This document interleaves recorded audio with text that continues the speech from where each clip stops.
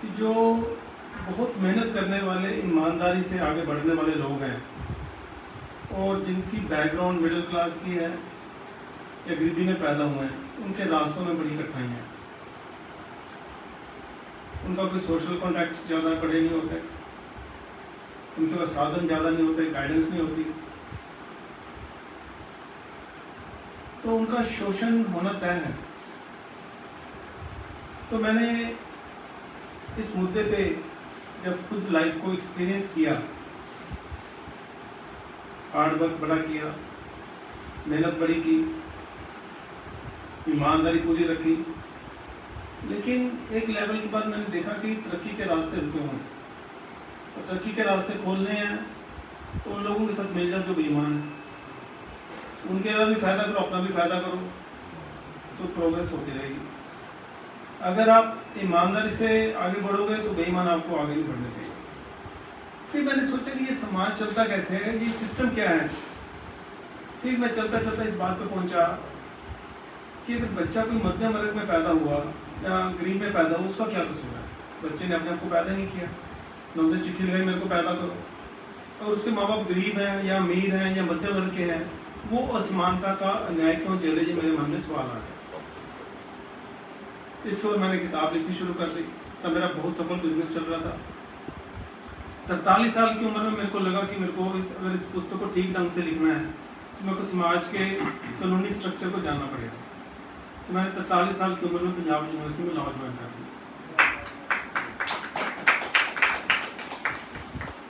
अब प्रकृति भी इम्तिहान लेती है, एक तरफ बिजनेस, एक तरफ लॉ की पढ़ाई।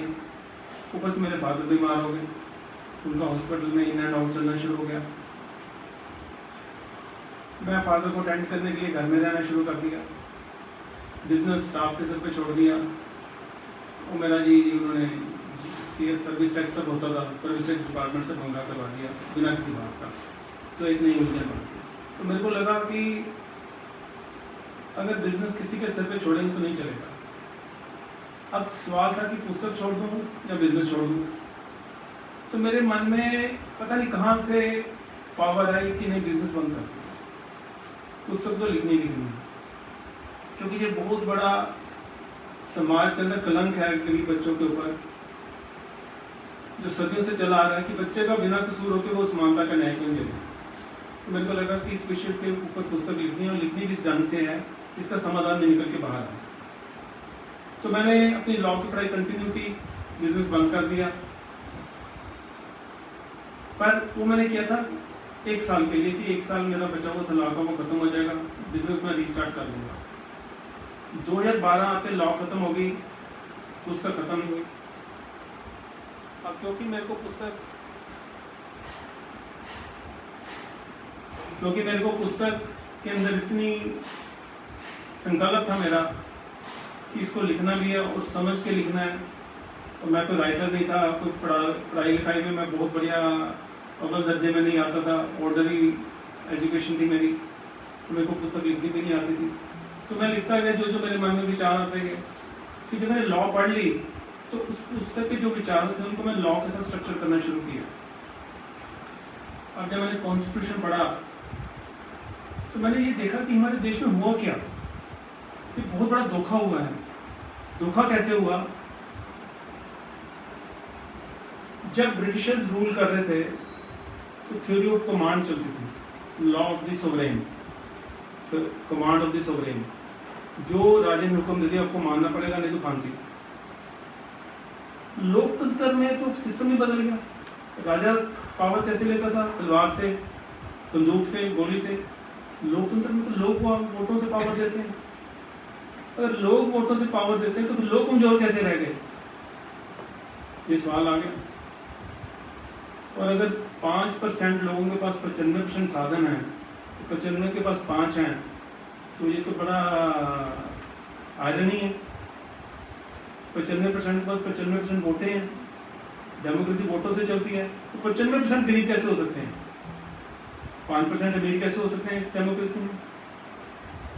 ये मेजोरिटी रूल है, इसका मतलब मेजोरिटी इग्नोरेंट है, उसको पता ही कुछ नहीं है लोकतंत्र होता क्या है, उसको अपनी वोट की पावर नहीं पता। तो जैसे जैसे मैं गहराई में जाता गया, पढ़ते खुलती गई, मेरी अपनी नॉलेज बढ़ती गई, जो मेरे लिए ज्ञान मेरे को भी नहीं था। मैंने लोकतंत्र को समझा, फिर अपने संविधान को समझा। अब देखो संविधान का जो प्रियम्बल ही अगर आप पढ़ लो और उसको समझ लो, इतना कुछ बताता है, सोशल, इकोनॉमिक, पॉलिटिकल जस्टिस के बारे में बताता है, जो हमने सिर्फ कागजों में पढ़ा या सुना होगा, अध्ययन कभी भी नहीं किया होगा। हमारे संविधान, हमारे सिस्टम में इतना कुछ है असमानता से समानता लाने के लिए, लेकिन लोगों को नॉलेज नहीं। तो जब ये कोई पुस्तक लिख रहा था तो मेरे को ये ध्यान रखना था कि आम आदमी के हाथ में पुस्तक जाए, क्योंकि ये 95% आम आदमी है। अगर आम आदमी जागरूक नहीं होता है तो लोकतंत्र का कोई फायदा नहीं है। लोकतंत्र का तो मतलब था कि लोग अपने वोट के जरिए अपनी भावनाओं को प्रकट करेंगे, अपनी विशेष को बताएंगे, अपनी नीड्स को बताएंगे, उसके अकॉर्डिंगली लॉ बनेंगे। आज लॉ कैसे बनते हैं? पार्लियामेंट में लोगों के बीच चर्चा ही नहीं होती है, लॉ थोप दिए जाते हैं। तो ये तो फिर डिक्टेटरशिप का जमाना हो गया, तो फिर अंग्रेजों का और भारत के इंडिपेंडेंस में फर्क ही नहीं रहा। सिर्फ हमने अंग्रेज बदल के काले बंदों को ला दिया तो ये स्वतंत्रता होगी, लोकतंत्र हो गया। तो ये समझने की जरूरत थी। तो मेरे को किताब को लिखते हुए सोचना पड़ा कि क्या करूं, कैसे लोग समझेंगे। पहले ऐसे टाइप में लिखी, मेरे को लगा ऐसे तो बोर हो जाएगा। फिर इसको मैंने प्रश्न उत्तर की सिस्टम में बनाया, साधु और गरीब बच्चे के बीच संवाद बनाया। फिर मैंने इस पुस्तक में मिक्सचर बनाया कल्पना का, वास्तविकता का। कल्पना का कैसे कि अब हिस्ट्री का कोई विटनेस तो है नहीं कि हिस्ट्री में, इतिहास में असमानता कैसे शुरू हुई होगी। तो फिर उसकी काल्पनिक की कहानी बनाई गई कि बराबरी दिखाई गई कि जैसे जब धरती बनी थी, जिसको प्यास लगती थी नदी से पानी पीते थे, भूख लगती थी पेट से तोड़ के कुछ खाते थे, सबका जीवन बराबर था क्योंकि सब पानी नदी से पीते थे, पेट से तोड़ के खाते थे। फिर असमानता कैसी वो दिखाया गया। ये काल्पनिक कहानी के माध्यम से आजाद भारत तक पुस्तक पहुंच जाती है। आजाद भारत तक पहुंचते ही ये वास्तविकता में आ जाते हैं कि जब देश आजाद हो गया था, आजाद भारत अपनी नीतियां खुद बना सकता था। इसी को तो सोवरेनिटी बोलते हैं। और नीतियां किसके हिसाब से बनी थी? कॉन्स्टिट्यूशन के हिसाब से। अब अगर नीतियां कॉन्स्टिट्यूशन के हिसाब से बननी थी तो फिर असमानता बच्चों के अंदर क्यों नहीं खत्म हुई? फिर ये सवाल खड़ा हो गया। तो फिर इसके ऊपर सारी डिस्कशन करनी पड़ी मेरे को कि क्या क्या प्रावधान थे, वो प्रावधानों का फायदा क्यों नहीं मिला हमें देश में, क्या क्या कमियां रह गई, वो कमियां क्यों रही, क्यों नहीं दूर हुई। ऐसे चर्चा चलती रहती है। फिर जो बुराइयां हैं हमारे समाज में, अपराध, भ्रष्टाचार, शोषण, इन सबको उसके साथ लिंक किया गया। फिर ये पुस्तक समाधान पे पहुंच जाती है। समाधान के ऊपर भी 25 प्रश्न उत्तर है। आपको बड़ी इंटरेस्टिंग सी बात बताता हूँ जो आपकी डे टू डे लाइफ में आप भी देखते होंगे। हम जमीन खरीदते हैं, प्लॉट खरीदते हैं, तो हम क्या कहते हैं जी रजिस्ट्री जिसने बेची उसके पास राइट है बेचने का, ये देखते हैं, ये देखते हैं। फिर देखते हैं कि उसने राइट कहाँ से लिया, उसकी रजिस्ट्री देखते हैं, उसकी पिछली रजिस्ट्री देखते हैं, कितनी पिछली रजिस्ट्रियाँ देखते हैं। मैं पीछे पीछे जाता गया तो मैंने कहा धरती तो भगवान ने दी थी, पहली रजिस्ट्री किसने कराई? तो कब्जा, जमीन पे कब्जा, जिसने कब्जा किया उसने बेचनी शुरू कर दी, उसने रजिस्ट्रियाँ करानी शुरू कर दी। तो इसका मतलब असमानता कहाँ से पैदा हुई? कब्जे से। तो ये पुस्तक पढ़ोगे, पढ़ते खुलती जाएंगी और पता चलता जाएगा अमीर कैसे बनते, गरीब कैसे बनते हैं, पर आपको समाधान नहीं पता चल जाएगा। तो इस तरीके से बड़ी गहराई से इसके अंदर रिसर्च है और इसको कोशिश की गई है बड़ी सरल तरीके से प्रेजेंट करने के लिए। अब मेरे को ये था कि पुस्तक पढ़ेगा कौन, क्योंकि समाज में पढ़ने वालों की कमी बढ़ी है। तो मैंने क्या किया, इंडियन सोशियोलॉजिकल सोसाइटी ज्वाइन कर ली। इंडियन सोशियोलॉजिकल सोसाइटी में आप तो टीचिंग से जुड़े हुए हैं, सोशियोलॉजी के प्रोफेसर हैं पूरे। फिर मैंने पॉलिटिकल साइंस ज्वाइन कर ली, Indian IPSA, Indian political science association, तो पॉलिटिकल साइंस के प्रोफेसर हैं। तो मेरे को था कि I will get a chance to interact with this professors, I will talk to them कि देश की समस्या तो बढ़ती जा रही है डे बाय डे, क्राइम बढ़ता जा रहा है, रोड एक्सीडेंट ही ले लो, 10 लाख बंदा सड़क हादसे में हर साल मर रहा है आज की डेट में, और गिनती बढ़ रही है, किसी को चिंता नहीं है। हम कागजों की बातें करते हैं, बड़े बड़े नेताओं की भाषणों की बात करते हैं, असली जो हकीकत है उसकी तरफ आते नहीं है। खड्डों से कितनी मौतें हो रही हैं। कल परसों हमड़ा रोड पे एक पोस्ट ऑफिस की ऑफिसर लेडी थी, वो जा रही थी, मर गई, खड्डे में गिरी, ऊपर से ट्रॉली आ गई।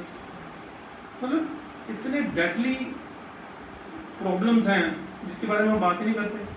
हम नेताओं के भाषण सुनते हैं जिनके छितर मारने चाहिए, उनके हम हार पहना रहे हैं क्योंकि हमने लोकतंत्र को समझे ही नहीं। एक माँ बच्चे को पैदा करती है, बच्चा माँ के पैर हाथ लगाएगा तो माँ लगाएगी, कौन लगाएगा जी? बच्चा। एक मंत्री मेरी वोट के बिना बन नहीं सकता, मैं उसके पैर हाथ लगाऊंगा तो मेरे लगाएगा। उल्टा हो रहा है, शिक्षा की कमी।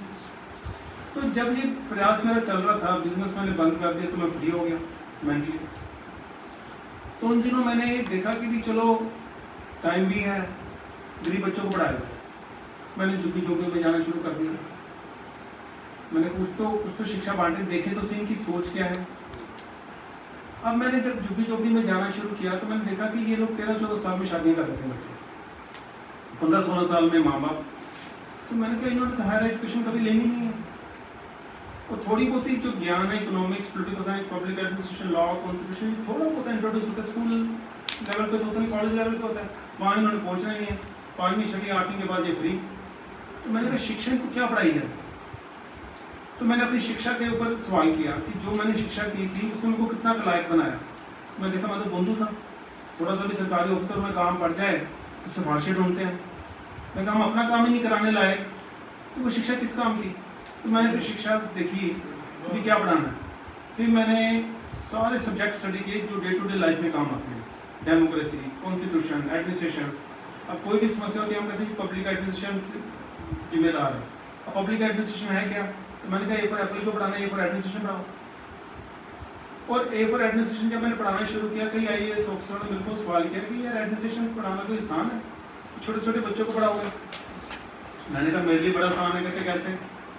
मैंने कहा जी छोटे से छोटे बच्चे को 3 साल के ले आओ, उससे पूछो बेटा किसने तैयार किया तेरे को, कहेगा माँ ने। खाना किसने बनाया, माँ ने। कपड़े किसने धोए, माँ ने। घर का ख्याल कौन रखता, माँ रखती। पैसे कहाँ से, बाप से। मैंने कहा हर बच्चा बता देगा। हाँ जी, तो बच्चा बता देगा। तो मैं कहा जो बच्चों को ये बता दो कि जैसे माँ घर चलाते, प्रधानमंत्री ने देश चलाना, मुख्यमंत्री ने स्टेट चलाना, मैं कितना आसान हो गया। DC ने जिला चलाना, मैं कितना आसान है। फिर हमने D फॉर डेमोक्रेसी पढ़ानी शुरू की। और ये सारे जो एजुकेशन बनाई वो इंटरकनेक्टेड है, वो सिर्फ शब्द नहीं है। D फॉर डेमोक्रेसी अगर आप चार्ट आपके पास है देखोगे, D फॉर डेमोक्रेसी का जिसमें E फॉर इलेक्शन होता है, उसमें V फॉर वोट डलती है, जिसको ज़्यादा वोटें मिलेंगी E फॉर इलेक्ट होगा। जो E फॉर इलेक्ट वो क्या करेगा, वो G फॉर गवर्नमेंट बनाएगा। अब G फॉर गवर्नमेंट चलेगी कैसे, मेरे D फॉर टैक्स के पैसे से। मैंने D फॉर टैक्स का पैसा दे दिया, गवर्नमेंट की क्या जिम्मेदारी है, मेरे R फॉर राइट्स देने। R फॉर राइट्स नहीं मिलेंगे, मैं क्या करूँ, मैं J फॉर जज के पास जाऊँगा। जज क्या करेगा, L फॉर लॉ के हिसाब से मेरे को न्याय दे देगा, मेरे को क्या चाहिए उसके लिए K फॉर नॉलेज। ऐसे इंटीग्रेटेड एजुकेशन पढ़ानी शुरू कर दी। तो MA लेवल की पढ़ाई हमने बचपन से शुरू कर दी।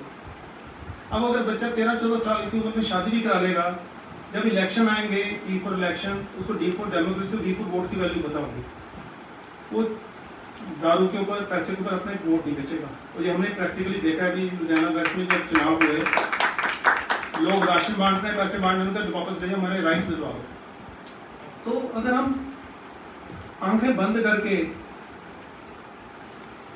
वो पढ़ते रहेंगे जो हमें नहीं पढ़ना चाहिए, तो जो पढ़ना चाहिए नहीं पढ़ेंगे तो क्या होगा। Very good. एक शेर जंगल का राजा था, उसके पास एक बंदा गया, कहता शेर तेरी बड़ी चलती है जंगल में। कहता मेरी क्या चलती है। कहता तू एक आवाज मारता था जंगल कांपने लगता है। कहता ये बात मेरे को भी नहीं समझ आती। कहता मैं तो किसी को कुछ कहता नहीं। कहता नहीं तेरी दहाड़ सबको कमा देती है। कहता देखो मैंने तो 2 जानवर खाने होते हैं उसको, बाकी को मैं कुछ नहीं खाता, बाकी अपने भी डरते हैं। कहता शेर तू ना पढ़ा लिखा नहीं है, पढ़ा लिखा होता तो ये बात जंगल के जानवरों को समझाता, कोई कमेटी बना लेते। कमेटी बना देते तो 2 जानवर पेश कर देते, बाकी जानवर अपने फ्री होते मेंटली। अभी तक वो सुपड़े जानवर मिलते क्योंकि सारे डरे हुए हैं। फिर तक वो मोटी चमड़ी के मिलते क्योंकि वो मेंटली फ्री होते, खेलते कूदते फिरते, मोटी चमड़ी मिलती। शेर कहता ये बात में पढ़ा लिखा बंदा कर सकता है, मेरे को पढ़ाओ। बंदा कहता मैं कैसे पढ़ाऊंगा। कहता पढ़ाएगा तो खा दूंगा तेरे को। और मगर पड़ गया। बंदे ने कहा चलो कोशिश करता हूँ। उसने शेर को पढ़ाना शुरू किया। शेर की दिलचस्पी बढ़ गई। 1 दिन 2 दिन 3 दिन, हफ्ता 10 दिन 15 दिन शेर के तौर पर करते करते जी 6 महीने हो गए। 6 महीने बाद शेर की ट्रेनिंग पूरी हो गई। अब 6 महीने बाद शेर का और बंदा का कोई बताए? 6 महीने बाद बंदे के हाथ में चाबुक था, शेर सर्कस में था, उसको खड़ा हो जा बैठा बैठा, ये पढ़ाई सरकार कराती है आपको। अगर आप जागोगे नहीं तो शेर को भी गधा बना देंगे। तो इसलिए बहुत ही इंपॉर्टेंट है विश्लेषण करना कि समाज में लोकतंत्र के बावजूद इतनी बुराइयां क्यों हैं। जिसको वोट देते हैं वो क्या जूस की मशीन है कि बढ़िया से बढ़िया फ्रूट डालते हैं, जूस कड़वा निकल रहा है। जितनी पॉलिटिकल पार्टियां बदल के देख ली, कितने बंदे बदल के देख लिए, करप्शन बढ़ी जा रही है आपकी, कम तो हो नहीं रही। मेरी बीवी का भांसा बढ़ता जा रहा है, आपके साधन जा कहाँ रहे हैं। तो ये बड़ा ही इम्पोर्टेंट सवाल है, क्योंकि अगर हम इसको एड्रेस नहीं करेंगे, जितनी दुर्घटनाओं से मौतें सड़क हादसे में हो रही हैं, 10 लाख, एक उग्रवाद हमले में मौत हो जाए 2, 3, 4, तो सारा देश हिल जाता है। तो 10 लाख बंदे मर रहे हैं सड़कों पे, किसको चिंता ही नहीं। मेडिकल फैसिलिटी इतनी महंगी होती जा रही है, हर चीज प्राइवेटाइज, हर चीज प्राइवेटाइज। गरीब आदमी कहां से अफोर्ड करेगा? और करप्शन का लेवल तो अब देखो, बेशर्मी का हद देखो। कभी लगता है कि आप आजाद देश के नागरिक हो? किसी सरकारी ऑफिसर से बात करने जाओ, आपको गुलामी की जिंदगी फील कराएगा। एक एमएलए जो आपकी वोट से बनता है, वो डीसी के साथ बैठ के चाय पी रहा होता है, जिसने बनाया वो बाहर बैठा वेट कर रहा होता है। ये क्या है? हमने आंखें बंद कर रखी हैं। उसका नतीजा है हमने जागरूक, क्योंकि देखो सर, जो पॉलिटिशियंस हैं, जो बड़े बड़े बिजनेसमैन हैं, उनको अपने हिसाब से देश चलाना है, आपके हिसाब से नहीं चलाना। लोकतंत्र में लोगों के हिसाब से देश चलना चाहिए था, पर वो क्यों चलने देंगे आपको? तो वो शिक्षा नीति ऐसी बनवाएंगे जो उनके फायदे की है, उसको इम्प्लीमेंट कराएंगे। इम्प्लीमेंट करने के लिए उनको बड़ी बड़ी फोर्सेज हैं, वो भी आपके टैक्स के पैसे से। आपने अगर एग्जाम्पल लेनी तो किसान आंदोलन की एग्जाम्पल ले लो। मैं मेरिट पे नहीं जाता, पर एक उसने दिखाया कि लोकतंत्र क्या होता है, सरकार क्या होती है। तीनों कानून वापस लेने पड़े, किसके डर से? वोटों के डर से। ये होती लोकतंत्र की पावर। अगर आप ये संदेशा नहीं समझोगे, अपने हकों की रखवाली के लिए आवाज नहीं उठाओगे, पहले आवाज उठाने से पहले हक जान तो लो, फिर हकों का नहीं पता। अच्छा, फिर मानसिकता में क्या बताया जाता है आपको? किसी भी अच्छे फॉर्म में जाओ, हकों की बात मत करो, किसकी करो? पहले अपनी ड्यूटी की बात करो। ये गरीब बच्चा आज पैदा हुआ, उसके पास खाने की रोटी नहीं है, तो क्या ड्यूटी करेगा? उसको पहले राइट तो दो, उसको एक जीवन तो दो। जीवन छीन लिया। अब ये जो लड़कियां प्रोस्टिट्यूशन में जाती हैं, क्या वो खुशी से जाती हैं? तो चोर जो बनते हैं वो खुशी से बनते हैं, उग्रवाद खुशी से बनते हैं। कौन माँ अपराधी पैदा करती है, बताओ मेरे को? कौन माँ चाहती है उसका बड़ा बेटा होकर अपराधी बने? कौन बनाता है? कौन विश्लेषण करेगा? हम सोचते नहीं हैं, हम बस टाइम पास कर रहे हैं, और उसका नुकसान किसको भुगतना पड़ेगा? हमारी आने वाली पीढ़ी को। हमारे जीते जी हमने गिरावट देखी है समाज की, और गिरावट की गिनती इस स्तर बढ़ रही है, इस रेशो में बढ़ रही है कि आप सोच नहीं सकते। 5-5 रुपए, 50-50 रुपए के ऊपर मर्डर हो रहे हैं। माँ बाप बच्चों के बीच लड़ाइयाँ हो रही हैं, डिवोर्स के रेट बढ़ते जा रहे हैं, लड़कों लड़कियों की शादियां नहीं हो रही हैं क्योंकि डर इतना पैदा हो गया। समाज क्या बन रहा है कि गिर रहा है? तो ये सारी विषय बड़े ही इम्पोर्टेंट और बड़े गंभीर हैं, जिसके ऊपर हम सब लोगों को चिंतन करने की जरूरत है। ये पुस्तक का मकसद यही है कि आप इसको पढ़ो, चिंतन करो, एक समाज में चर्चा बनाओ, ताकि मिलजुल के कलेक्टिव वॉइस उठाई जा सके कि भाई साहब सिस्टम तो हमारा देश का ये है, लेके कहाँ चले गए आप हमें? जब 75 साल की आजादी के बाद लोगों को राइट्स ही नहीं मिले, राइट्स ना मिलने से अब प्रधानमंत्री जी कैसे बनते हैं? कॉन्स्टिट्यूशनल राइट है, वो तो अपना राइट ले रहे हैं, प्रेसिडेंट ऑफ इंडिया अपना राइट ले रहा है, चीफ जस्टिस ऑफ इंडिया अपना राइट ले रहा है, तो आम पब्लिक अपना राइट क्यों नहीं ले पा रही? उसका भी तो कॉन्स्टिट्यूशन में राइट है। तो राइट ना मिलने से भी असमानता बढ़ती है, क्योंकि आपके हक मारे जा रहे हैं, आपको प्लेटफॉर्म बराबर का मिल नहीं रहा, आपकी कैपेसिटी का डेवलपमेंट और टैलेंट डेवलप नहीं हो रहा, तो आप क्या करोगे? बाल मजदूरी, चाइल्ड लेबर, तो क्या बराबरी कर लोगे? अगर आपकी शिक्षा, आपकी मेंटल विकास ही नहीं हुआ तो आप कैसे विकास करोगे? कहना बहुत आसान है कि बराबरी के मौके, बराबरी के मौके, बराबरी की कैपेसिटी बिल्डिंग के मौके हैं, एक गरीब के बच्चे को क्या मिल रहा है? तो हमें शुरुआत रूट से करनी पड़ेगी। रूट कॉज को समझो कि जो बचपन में पैदाश में ही आपने असमानता पैदा कर दी, बड़े होकर कैसे पूरी हो जाएगी? बीज से इसको रूट को इरेडिकेट करो। बच्चों में हर तरह की बराबरी की आवाज उठाओ कि बच्चे का कोई कसूर नहीं है, बच्चे ने अपने आप को पैदा नहीं किया, वो समाज में आके असमानता का अन्याय में दे। अगर हमने ऐसे विषय पर आवाज उठाई तो अब ये असमानता से समानता देने के लिए एक व्यवस्था बनानी पड़ेगी। और जब व्यवस्था बनानी पड़ेगी तो व्यवस्था ऐसी बनानी पड़ेगी कि पीढ़ी से पीढ़ी गुलामी ना चले, पीढ़ी से पीढ़ी बराबरी मिले। तो आपके साधनों की रीडिस्ट्रीब्यूशन होगी। जो ये बड़े बड़े कौन बिलियनर गिनते हैं, जिस कंट्री में बिलियनर तो गरीब है, एक बंदा बिलियनर पैसा लेके बैठा हुआ, ये कैसे बनते हैं? ये बुक में सारी चर्चा है इसके ऊपर कि बनते कैसे हैं, कैसे राइट्स की वायलेशन को अक्यूमुलेशन ऑफ रिसोर्सेज में कन्वर्ट किया जाता है इनटू फ्यू हैंड्स, और उनसे वापस कैसे लेना, ये भी चर्चा है। और बड़ी लीगल चर्चा है, बड़ी मन को खोलने वाली चर्चा है। जैसे मैंने एग्जांपल दी कि जमीन की रजिस्ट्री पहले तो भगवान की तरफ से किया था, किसी ने कराई नहीं। तो ऐसी बड़ी सारी नई चीज़ें इसके बुक के अंदर हैं। जो आइडिया ये कि लोगों के मन खुलें और फिर मिलकर हम चर्चा करके एक ऐसा समाज का संचालन करके जाएं, ऐसे समाज की कंस्ट्रक्शन करके जाएं कि जो हमारी आने वाली जनरेशन है उसको वो बुराइयां ना मिले जो हम देख रहे हैं। हमारी ड्यूटी बनती है कि हम साफ सुथरा समाज हैंड ओवर करके जाएं। अब मेरी दो पुस्तकें दोनों मिक्स हो गई हैं। रिस्टोरिंग द बैलेंस संतुलित समाज की वाली मेरी एक बुक है, एम्पावरमेंट थ्रू नॉलेज मेरी सेकंड बुक है। ये जो एम्पावरमेंट थ्रू नॉलेज बुक है मेरी, ये मैंने लिखी थी जब गरीब बच्चों को पढ़ाना शुरू किया। तो मैंने शिक्षा के ऊपर सवाल करने की शुरू किए, मैंने शिक्षा के ऊपर नई किताब बना। इसके 26 अल्फाबेट के 26 चैप्टर हैं। एक एक वर्ड को इंटरकनेक्टेड वर्ड है, एक वर्ड दूसरे से जुड़ा, दूसरा तीसरे से जुड़ा हुआ, ताकि इंटीग्रेटेड एजुकेशन मिले। यहाँ पे हमारी एजुकेशन में भी ना एक स्मार्टनेस दिखाई है इन्होंने, पॉलिसी मेकर्स ने, कि आप ना किसी को फिजिक्स का बहुत बढ़िया प्रोफेसर बना दो, केमिस्ट्री का बहुत बढ़िया प्रोफेसर बना दो, हिस्ट्री का बहुत बढ़िया प्रोफेसर, पर उसको इकोनॉमिक्स की नॉलेज ना हो, इकोनॉमिक्स वाले को हिस्ट्री की नॉलेज ना हो या केमिस्ट्री की नॉलेज ना हो। तो ऐसे करके कंपार्टमेंटलाइज बना ताकि ये कलेक्टिव सिस्टम को समझ ना पाए। तो मेरी दोनों पुस्तकें होलिस्टिक अप्रोच वाली हैं। तो ये प्रैक्टिकल ऑब्जर्वेशन के ऊपर लिखी गई हैं, जिसमें मेरा अच्छा फिर देखो, जब मैंने पुस्तकें लिखी मेरा कोई स्वार्थ नहीं है, मेरा तो एक ही है कि अन्याय क्यों। देखो मर तो हमने भी जाना, पर फिर अगर हम मरने से पहले कुछ करके ना गए तो फिर हम अपने आप को सवाल करेंगे हम क्या करके गए।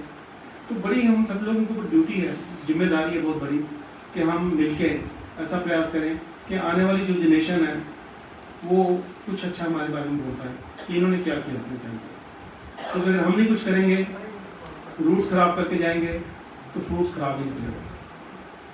तो इन्हीं शब्दों के साथ मैं आप सबका बहुत बहुत धन्यवाद करता हूँ। आपने बहुत समय दिया मेरे को मनोज जी, मैं अपनी बातें शेयर कर पाया। और मेरे को पूरी उम्मीद भी है कि जो शब्द, जो ये मंच मिला है, ये मंच आज तक सीमित नहीं रह जाएगा। इससे मंच से एक आवाज़ निकल के बाहर आएगी कि हम मिलके एक अच्छा समाज, जो हमारी ड्यूटी है, उसको निभा के जाएंगे, ताकि आने वाली पीढ़ी कुछ अच्छा जीवन जी पाए, नरक ना हो। Thank you very much.